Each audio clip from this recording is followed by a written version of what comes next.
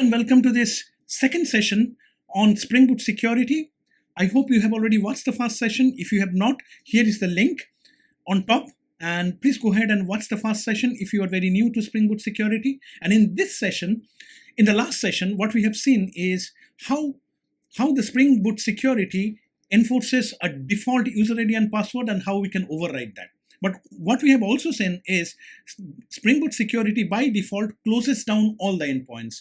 So it protects all the endpoints by default. But now in this video, in this session, what we'll see is how we can actually configure Spring security so that it can selectively close down some endpoints while some endpoints remain open. So if you stay with me till the end of this video, then definitely you will also understand the internal workings of Spring security, and you will also understand why the behavior of Spring security is like this. Now, before we go ahead and see the demo and also understand the internal working of Spring security, here is a quick summary of authentication versus authorization. Because in this session, we are primarily going to deal with authorization.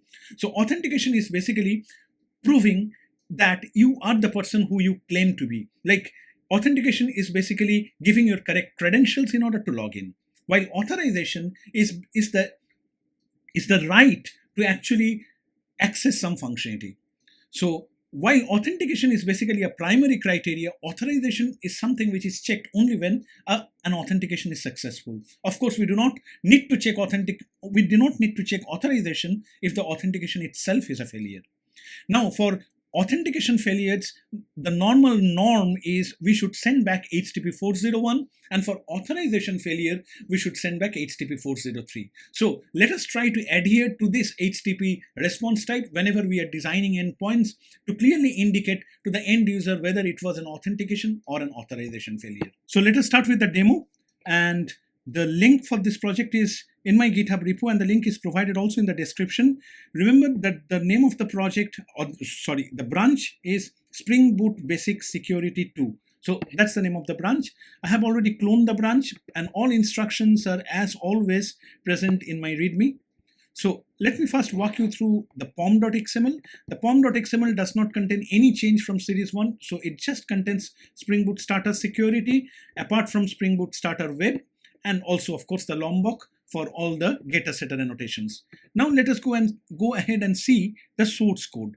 Like in the source code, the only thing that I have added here is the web security config. So this is basically a custom bin which we have created. So this security filter chain custom bin has been created to override the default security behavior.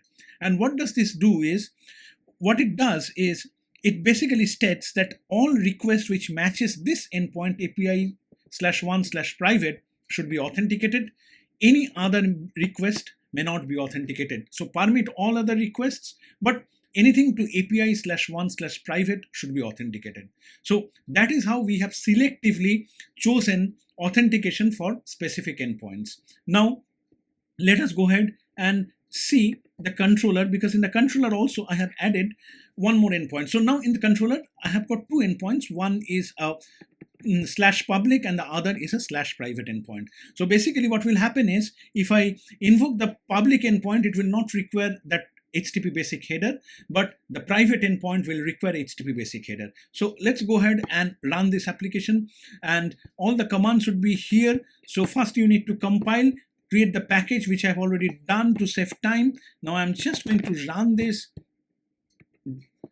to start the Java jar, which has started. Now I'm going to request the public endpoint, which is this one. See, the public endpoint is easily accessible. Now I'm going to request the private endpoint, and the private endpoint will throw an exception. Yes, so the private endpoint is not authorized. It has thrown an exception.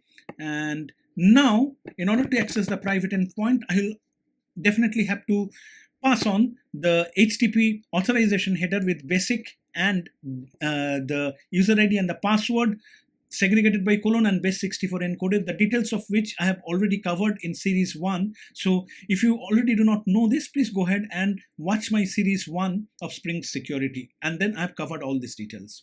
So now if I am if I am requesting the private endpoint with this authorization header, then only the private endpoint will be accessible. So this is how we can selectively close one specific endpoint or a group of endpoints and keep open another group of endpoints. So this is how we can tweak Spring Boot security. Now, the last step is how actually we can do it. So let us go ahead and understand the internals of Spring Boot security, which will make you even more confident to actually handle this.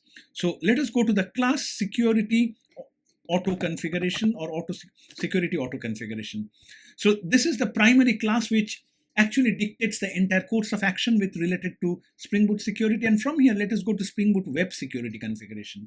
And this Spring Boot web security configuration always creates a default security filter bin, as you can see here.